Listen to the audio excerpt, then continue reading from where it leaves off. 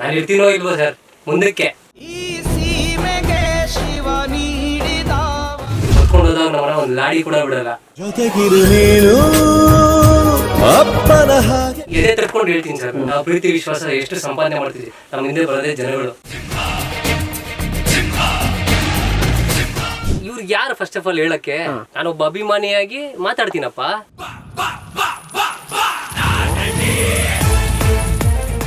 ಇವನು ದರ್ಶನ್ ಅವ್ರ ಅಭಿಮಾನಿ ಕಡೆಯಿಂದನೇ ಅವ್ರ ಸಂಘಟನೆ ಕಡೆಯಿಂದ ದುಡ್ಡು ಬರುತ್ತೆ.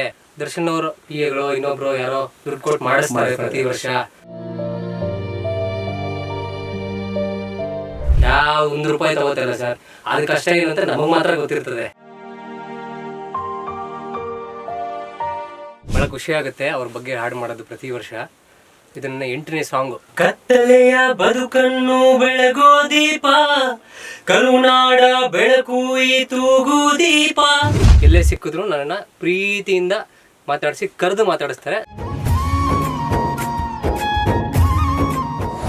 ಕೊನೆ ಉಸಿರಿರೋವರೆಗೂ ಮಾಡ್ತೀನಿ ಅಂತ ಹೇಳಿ ಪ್ರತಿ ವರ್ಷ ಒಂದೊಂದು ಸಾಂಗು. ನಾರ್ಮಲ್ ಆಗಿ ಒಂದು ರೋಡಲ್ಲಿ ನಡ್ಕೊಂಡೋದ್ರು ಯಾವನು ಗುರ್ತಿಡಿದಾರಲಿಲ್ಲ. ದರ್ಶನ್ ಸರ್ ಹೇಳಿದ್ರಲ್ಲ, ಅಭಿಮಾನಿಗಳೇ ಸೆಲೆಬ್ರಿಟಿ ಅನ್ನೋ ತರ. ಅವ್ರು ಇರುವಂತ ಮುಗ್ಧತೆ, ಆ ದಾನ ಧರ್ಮ ಯಾರಿಗೂ ಬರಲ್ಲ. ಪ್ರೀತಿ ಹಂಚುವ ಯಜಮಾನ, ಎಲ್ಲೋ ಇದ್ದಿದ್ದ ಹುಡುಗ, ಏನೋ ಮಾಡ್ಕೊಂಡಿದ್ದ ಹುಡುಗ.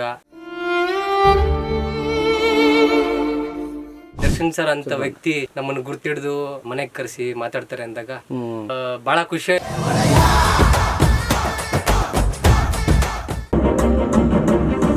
ಕರುನಾಡಾಧಿಪತಿ, ಓ ಕರುನಾಡಾಧಿಪತಿ.